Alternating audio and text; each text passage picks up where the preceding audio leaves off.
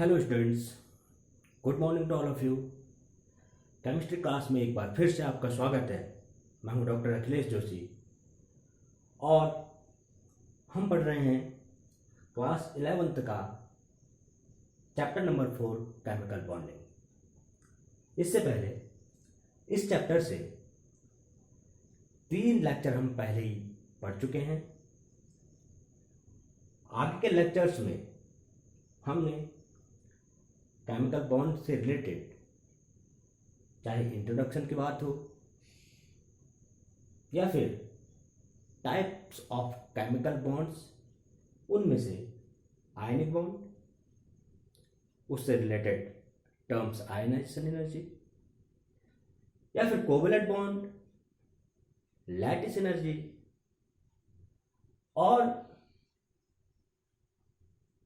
Covalent bond का किस प्रकार से आयनिक करैक्टर होता है, या फिर फजान्स रूल्स की बात हो, ये सब हम आगे के लेक्चर में जिक्र कर चुके हैं।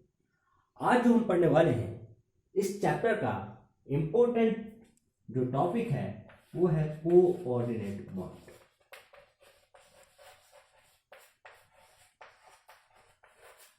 मैंने पहले भी अपने वीडियो में जिक्र किया था कि ये कोऑर्डिनेट बॉन्ड होता है, यह एक प्रकार का कोवैलेंट बॉन्ड ही होता है। लेकिन इसमें क्या होता है, होगी दो एटम्स की आपस में शेयरिंग ही, लेकिन जो साझेदारी होगी उसमें से जो इलेक्ट्रॉन, साझे के जो इलेक्ट्रॉन यूज होंगे वो किसी एक एटम के होंगे। जबकि हमने जब कोवैलेंट बॉन्ड देखा था, सपोज ए और बी के बीच एक कोवैलेंट बॉन्ड बना है, तो हमने समझा था कोवैलेंट बॉन्ड के लिए हमने सबसे पहले क्या कंडीशन समझी थी कि ये दोनों जो एटम होते हैं ये इलेक्ट्रॉन डेफिशिएंट होते हैं, यानी कि इनमें कहीं ना कहीं इलेक्ट्रॉन की कमी होती है और ये यह कमी आपस में एक दूसरे से साझेदारी के द्वारा पूरी करते हैं। सपोज यहां पर जो ये बॉन्ड बना होगा, इस ए का एक इलेक्ट्रॉन और बी का एक इलेक्ट्रॉन, इन्होंने आपस में क्या की है, शेयरिंग की है। और शेयरिंग क्या की है, इसने इसके साथ साझेदारी की है, इसने इसके साथ, और दोनों ने अपना ऑक्टेट कंप्लीट किया था। कोऑर्डिनेट बॉन्ड में क्या होगा, बॉन्ड बनेगा दो एटम के बीच में ही, लेकिन वहां पे कंडीशन कुछ दूसरी होगी। कंडीशन क्या होगी आगे देखते हैं।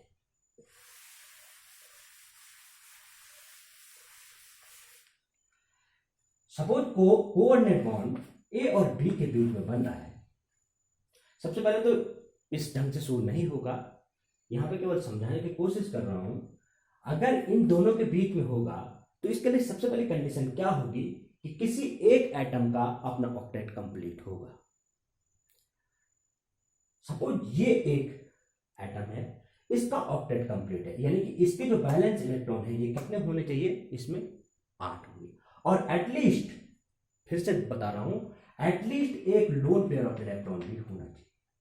यानी कि कंडीशन क्या है, जो ये ए एटम है, कोऑर्डिनेट बॉन्ड के बनाने के लिए जो कंडीशन है, ए एटम है, इसका ऑक्टेट पूरा होना चाहिए और एटलीस्ट एक लोन पेयर ऑफ इलेक्ट्रॉन होना चाहिए।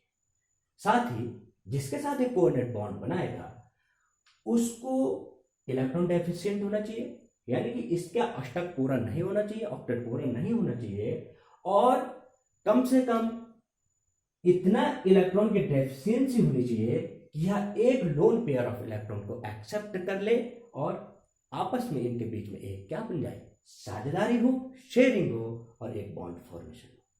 तो यहां पे क्या होगा, अगर ये इलेक्ट्रॉन इसके साथ जो शेयरिंग करेगा तो ये डोनर कहलाएगा, ये एक्सेप्टर कहलाएगा, और इनके बीच में एक पर्टिकुलर, एक इस तरफ से इस हेडेड, यानी कि इस साइड का जो ये एरो है, यह इसका फॉर्मेशन होगा। तो ये नॉर्मल सी बात है कि कोऑर्डिनेट बॉन्ड और कोवैलेंट बॉन्ड में क्या डिफरेंस है। इसको हम बेहतर ढंग से एक एग्जांपल के थ्रू समझ सकते हैं, क्योंकि बुक में बहुत बार ये दिया गया है और इसी का हम जिक्र करेंगे। फिर आगे हमारे और भी कॉन्सेप्ट क्लियर होंगे। सपोज हम बात करते हैं एक एडिशनल कंपाउंड की, जो है NH3 और BF3।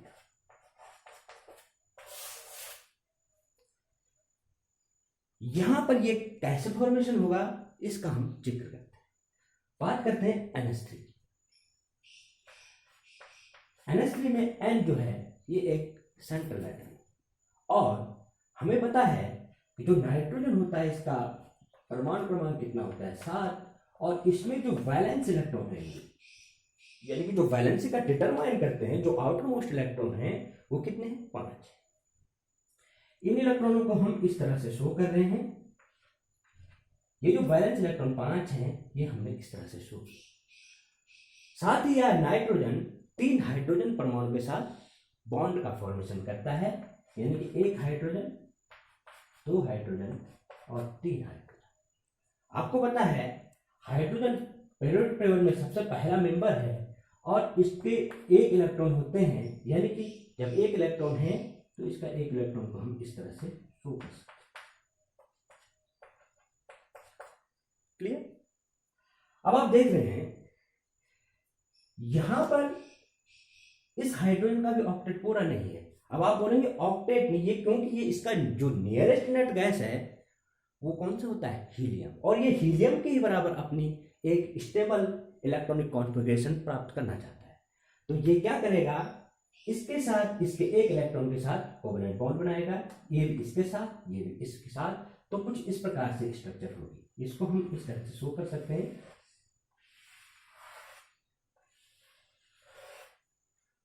मैंने पहले भी जिक्र किया था अगर हाइड्रोजन ने इसके साथ साझेदारी की है तो इसको भी इसके साथ साझेदारी करें।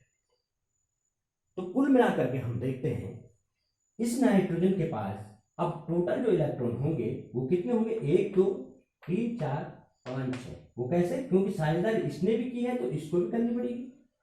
यानी कि कुछ इस तरह से जो ये राउंड शेप मैं आपको बना रहा हूं इसके अंदर आपको इलेक्ट्रॉन काउंट करने होंगे। तो आप देख रहे हैं 1 2 3 4 5 6 7।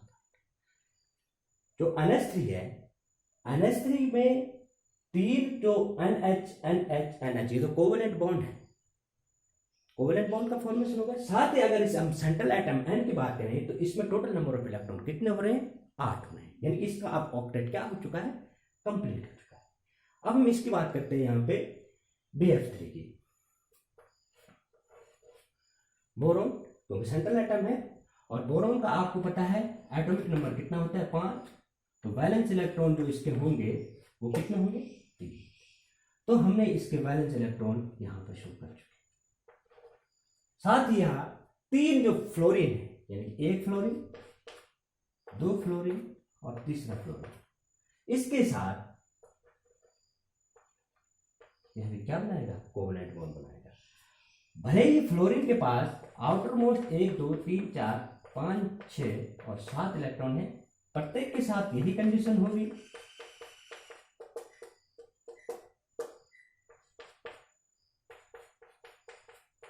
प्रत्येक फ्लोरीन को 1 1 इलेक्ट्रॉन की जरूरत है। 3 यहां पर कोवेलेंट बॉन्ड बन गए।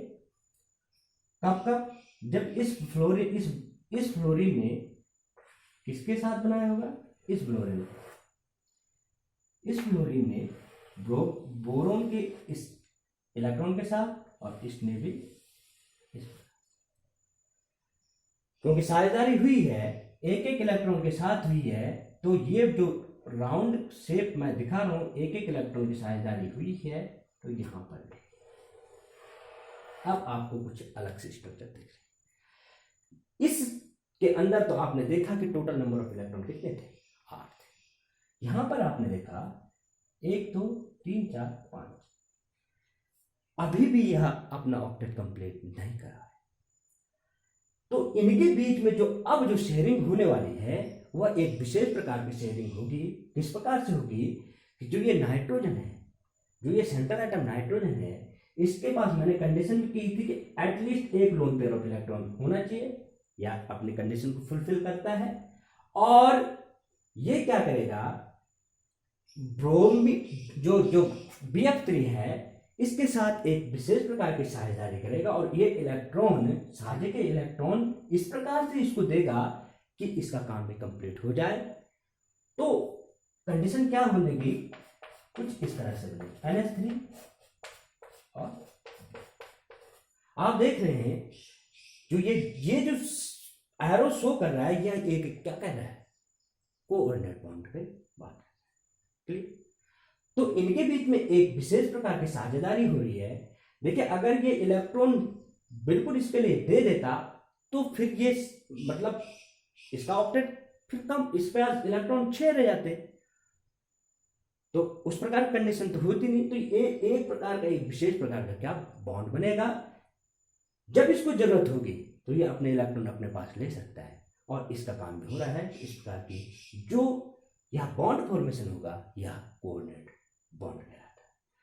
अच्छा, अब इसको हम मॉडर्न केमिस्ट्री की अगर बात करें, यहाँ पे तो हमने ये डायरेक्ट ऐसा दिखा दिया। अगर हम मॉडर्न केमिस्ट्री की बात करें तो मॉडर्न केमिस्ट्री में जो एटम इलेक्ट्रॉन, जो शेयरिंग का इलेक्ट्रॉन पेयर है उसको देता है, उस पर प्लस चार्ज, और जो एक्सेप्ट करता है उस पर माइनस चार्ज। यानी कि अगर हम इसको इस ढंग से ये स्ट्रक्चर बनाए ये, तो ये कहलाएगी इसकी कोवैलेंट बॉन्ड स्ट्रक्चर। ध्यान रखना। अब आप कहेंगे ऐसा क्यों, क्योंकि यहां पर ये फॉर्मल चार्ज को शो कर रहा है। ये जो प्लस का साइन यहाँ पे शो कर रहा है, यह शो कर रहा है इसने जो शेयरिंग के इलेक्ट्रॉन है इसने दिए हैं तो प्लस, और इसने एक्सेप्ट किए हैं तो इसने माइनस। तो इस प्रकार की ये जो स्ट्रक्चर हो गई इसको हम कहेंगे कोवैलेंट बॉन्ड स्ट्रक्चर, और जो ये स्ट्रक्चर हो गई इसको हम कहेंगे कोऑर्डिनेट बॉन्ड स्ट्रक्चर। क्लियर? तो इसी प्रकार से मैंने पहले ही जिक्र किया था कि कोऑर्डिनेट बॉन्ड को, कोवैलेंट बॉन्ड को ही कोऑर्डिनेट बॉन्ड कोऑर्डिनेट बॉन्ड कहा जाता है। यहां पर आप देख रहे हैं केवल अगर हमने फॉर्मल चार्ज में शो किया तो इसका नाम रखा कोवैलेंट बॉन्ड स्ट्रक्चर, और अगर एरो शेप में दिखाया तो इसका है। इसको हम और बेहतर ढंग से समझ सकते हैं एक दूसरे एग्जाम्पल के थ्रू, और फिर इस टॉपिक को हम आगे फॉर्मल चार्ज के साथ साथ इसको खत्म करेंगे।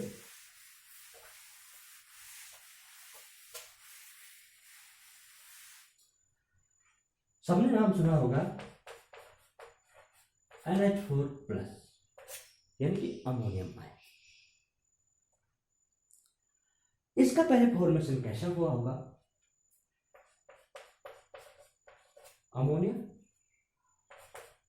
Plus H+ equal to NH4+, इसका फॉर्मेशन। यानी कि इनके बीच में एक कोऑर्डिनेट बॉन्ड का फॉर्मेशन है। वो कैसे, इसको हम देखते हैं। आपने देखा अभी हम NH3 की स्ट्रक्चर पहले ही बता चुके हैं, और इसमें हम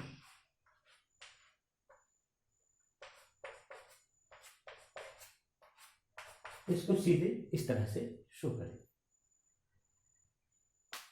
प्लस जो ये H+ है, देखो अब आप कहेंगे जो ये H, तो अगर ये केवल एक सिंगल हाइड्रोजन एटम होता तो इसके पास एक इलेक्ट्रॉन होता। H+ है, यानी कि इसने ये वाला इलेक्ट्रॉन पे क्या कर दिया, दे दिया। यानी कि इसके पास एक वैलेंस इलेक्ट्रॉन था, और एक वैलेंस इलेक्ट्रॉन पे अगर इसने अपना निकाल दिया है तो इस पे क्या है, H+। क्लियर? अब इसको इलेक्ट्रॉन की जरूरत है अपने नियरेस्ट हीलियम गैस के बराबर कॉन्फ़िगरेशन प्राप्त करने की। इसका ऑक्टेट पहले ही पूरा है। इनके बीच में एक विशेष प्रकार का बॉन्ड का फॉर्मेशन होगा जिसे हम कहेंगे कोऑर्डिनेट बॉन्ड। और कोऑर्डिनेट बॉन्ड कैसे बनेगा तो हम आपको दिखा रहे हैं इस तरह से।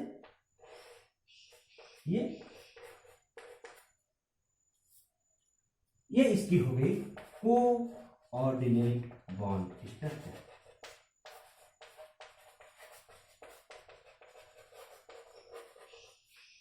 क्लियर? अगर इसकी कोवैलेंट बॉन्ड स्ट्रक्चर की बात करें तो फिर मैंने कहा है कि वहां पर क्या आ जाता है, फॉर्मल चार्ज को हमको शो करना पड़ता है। अब आप देख रहे होंगे यहां पे प्लस है, यहां पर भी कुछ चार्ज नहीं है, लेकिन अभी एरो दिखा रहा है। अगर हम इसको एरो न दिखाएं सपोज, और जो ये दो इलेक्ट्रॉन हैं ये क्योंकि बॉन्ड फॉर्मेशन में यूज हो गए तो ये हो गए, ठीक है।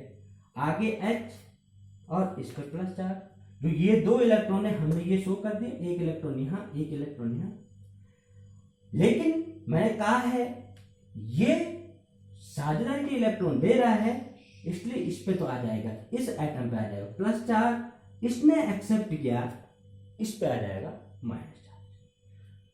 ऑलरेडी इस पे पहले प्लस था, इसने इलेक्ट्रॉन को क्योंकि साझेदारी में यूज इलेक्ट्रॉन को इसने एक्सेप्ट किया, नियरेस्ट हीलियम गैस के कॉन्फ़िगरेशन स्टेबल कॉन्फ़िगरेशन प्राप्त करने के लिए इस पे क्या आ गया माइनस, तो प्लस माइनस यहाँ पे क्या हो जाएगा कैंसिल।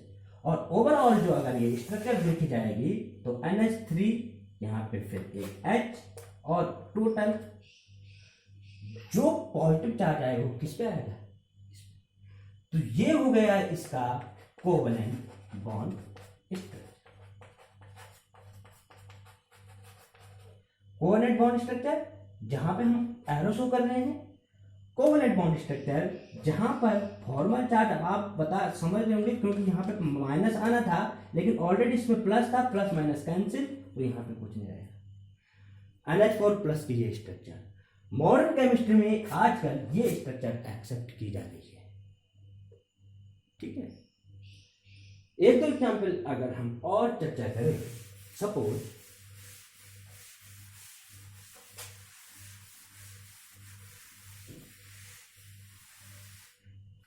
अगर हम ओजोन की बात करें, O3 सब जानते हैं ओजोन। ओजोन में तीन जो ऑक्सीजन परमाणु होंगे वह आपस में एक दूसरे से जुड़ेंगे। किस प्रकार से जुड़ेंगे, पहले हम किन्हीं दो ऑक्सीजन परमाणु की बात करें। दो ऑक्सीजन एटम, आपको पता है ऑक्सीजन का जो एटॉमिक नंबर होता है 8 होता है, बैलेंस जो इलेक्ट्रॉन होंगे इसके कितने होंगे 6 इलेक्ट्रॉन होंगे, 1 2 3 4 5, इसके भी 1 2 3 4 5, दो इलेक्ट्रॉन की शॉर्टेज यहां पे भी ऑक्टेट के लिए, दो इसकी, दोनों में आपस में क्या होगी साझेदारी होगी, साझेदारी होगी तो एक प्रकार का बॉन्ड का फॉर्मेशन हो गया इस प्रकार O2 का मॉलिक्यूल में। लेकिन हमें बनाना है O3। O3 के लिए हमें एक ऑक्सीजन और लेना पड़ेगा, क्लियर। हमें पता है वैलेंस इलेक्ट्रॉन जो है इसके कितने हैं 6 हैं। इसको ऑक्टेट अभी कंप्लीट नहीं है, जबकि इसका कंप्लीट है। यहां पे एटलीस्ट एक लोन पेयर होना चाहिए, 2 है, बहुत अच्छी बात है। ये क्या करेगा, यह इसको एक लोन पेयर ऑफ इलेक्ट्रॉन देगा। जो ये वाली स्ट्रक्चर हो गई, ये हम कहलाएंगे इसको कोऑर्डिनेट बॉन्ड स्ट्रक्चर। अगर इसकी कोवेलेंट बॉन्ड स्ट्रक्चर की बात करें तो यहां तक तो कोई दिक्कत नहीं है,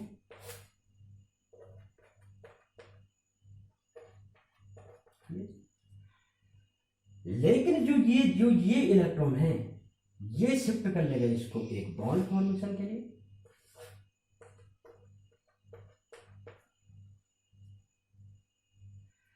इसने इलेक्ट्रॉन इधर दिया, इसमें आ जाएगा माइनस चार्ज, इसने दिया इसमें आ जाएगा प्लस चार्ज। तो आपको समझ में आ चुका होगा, इसको हम लिखेंगे कोवेलेंट बॉन्ड स्ट्रक्चर। तो इस प्रकार से आप देख रहे हैं ओजोन का फॉर्मेशन। यहां पे जो ये एरो शो कर रहा है तो इसका कोवेलेंट, जो मॉडर्न केमिस्ट्री यानी कि यहां पे फॉर्मल चार्ज की बात कर रहे हैं, इसमें कोई चार्ज नहीं है, इसमें एक पॉजिटिव चार्ज, इसमें एक नेगेटिव चार्ज। तो ये आपका आजकल की केमिस्ट्री में जो यूज हो रहा है ये इस प्रकार के स्ट्रक्चर, तो ये फॉर्मल चार्ज को शो कर रहा है। एक लास्ट एग्जांपल हम कार्बन मोनोऑक्साइड का भी दिखाते हैं। बहुत सारे बच्चों को अभी तक वो स्ट्रक्चर पता ही नहीं होगी हकीकत में कार्बन मोनोऑक्साइड कैसे बनता है। तो देखते हैं, कार्बन मोनोऑक्साइड में 2 एटम है, कार्बन और ऑक्सीजन। चलो बात करते हैं कार्बन, क्योंकि परमाणु क्रमांक कार्बन का कितना होता है 6, बैलेंस इलेक्ट्रॉन होंगे 4, बैलेंस इलेक्ट्रॉन हम शो कर रहे हैं 1 2 3। क्लियर। अब बात आती है ऑक्सीजन की। हमें पहले ही ऑक्सीजन का आउटर मोस्ट इलेक्ट्रॉन जो बैलेंस इलेक्ट्रॉन होंगे वो 6 होंगे, 1 2 3 4 और 5। सबसे पहले इनमें क्या होगा, क्योंकि इस ऑक्सीजन को अभी भी इसका ऑक्टेट कंप्लीट नहीं है, यह क्या करना चाहेगा, इस कार्बन के साथ साझेदारी करना चाहेगा। इसने साझेदारी 2 इलेक्ट्रॉन की कुछ इस प्रकार से, ये वाली साझेदारी, और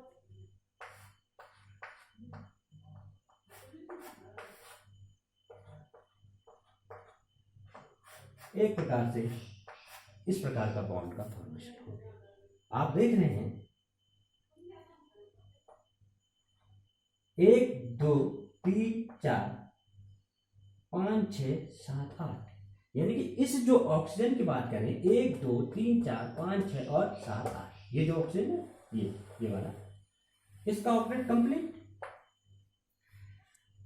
लेकिन इसका जो इस कार्बन का है भी 1 2 3 4 5 6, यहां पे बेहतर समझ में आएगा 1 2 3 4 5, यानी कि ये जो राउंड से है ये वाला।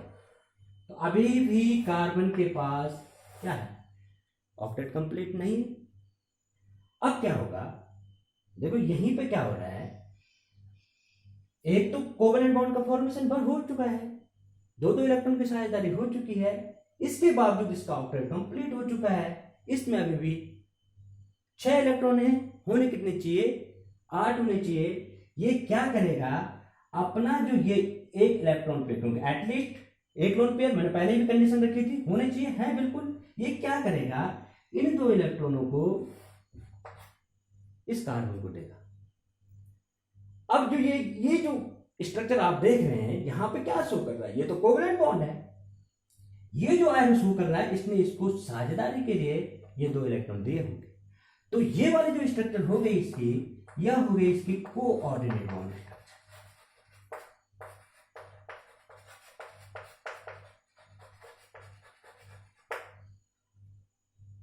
और अगर हम मॉडर्न केमिस्ट्री में बात करें तो बिल्कुल ऐसे ही, ठीक है। जो ये 2 इलेक्ट्रॉन है इसने दिए इसको, इस पे आ गया प्लस चार्ज, इस पे आ गया माइनस चार्ज। फॉर्मल चार्ज इस पे प्लस क्यों आया है, क्योंकि इसने इलेक्ट्रॉन को यहां दिया है, और जब दिया है तो ये वाला तो था क्या, कोवेलेंट बॉन्ड। ये जो बॉन्ड है ये वाला जो शो कर रहा है, ये हकीकत में जो ये इलेक्ट्रॉन है ये शो कर रहा है, ये वाला, यानी कि बॉन्ड पेयर ऑफ इलेक्ट्रॉन है ये। इस पे प्लस चार्ज क्यों आया, क्योंकि इसने दिया, इस पे माइनस क्यों आया, क्योंकि इसने लिया, इसलिए इसको इसका कोवेलेंट बॉन्ड स्ट्रक्चर हम कहते हैं। तो उम्मीद करता हूं इन एग्जाम्पल के द्वारा आपको बेहतर ढंग से समझ में आ चुका होगा। हमने कोवेलेंट बॉन्ड को समझा।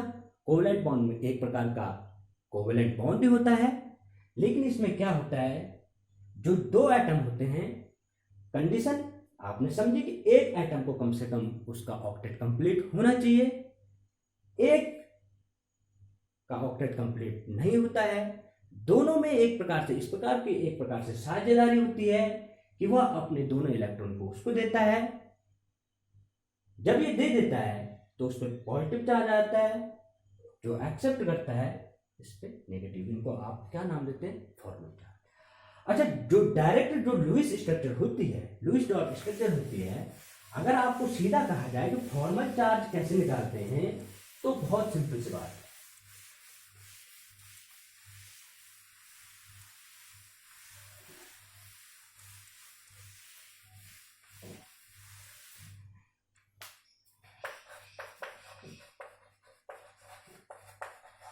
अगर हम फॉर्मल चार्ज की बात करें, जो हम अभी शुरू कर रहा था, इसको निकालने के लिए अगर हम एक नॉर्मल फॉर्मूले की बात करें तो formal charge equal to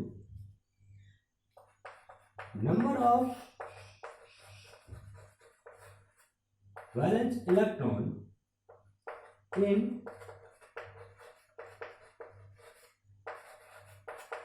central atom minus number of electron used in bond formation minus remaining कहें इसके, क्योंकि इतने यूज हो गए तो आप लिख सकते हो minus remaining electron pair in central. Clear? इसको हम कहां पे लागू कर सकते हैं? अगर हमने कुछ इस प्रकार से एक स्ट्रक्चर दी थी आपको, ये structure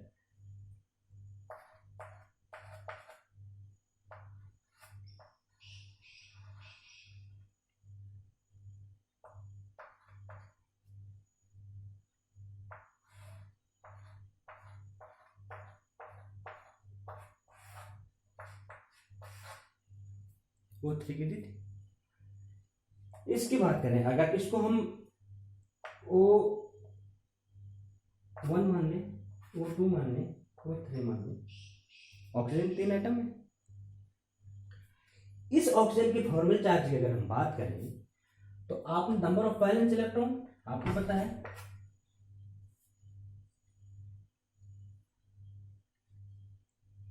minus number of electron use in bond formation, कितने इलेक्ट्रॉन यूज हुए, minus remaining electron pair 1 2 3 4 total, या 2 पेयर ऑफ इलेक्ट्रॉन, या टोटल इलेक्ट्रॉन कितने हैं 4, 6 माइनस 2 माइनस 4 इसका, यानी कि इस पे फॉर्मल चार्ज क्या है, कुछ नहीं है। ऐसे ही हम इसमें निकालेंगे, ऐसे हम इसमें निकालेंगे, इस प्रकार से हमें फॉर्मल चार्ज मिल जाए। तो आज का वीडियो यहीं पे समाप्त करते हैं। इसके बाद हम इससे जो रिलेटेड जो कोवेलेंट बॉन्ड है उससे रिलेटेड जो भी थ्योरीज हैं, चाहे वो वीबीटी की बात हो, चाहे वीएसई पीआर थ्योरी की बात हो, अमोटी की बात हो, सब कुछ का हम आगे जिक्र करेंगे। तब तक के लिए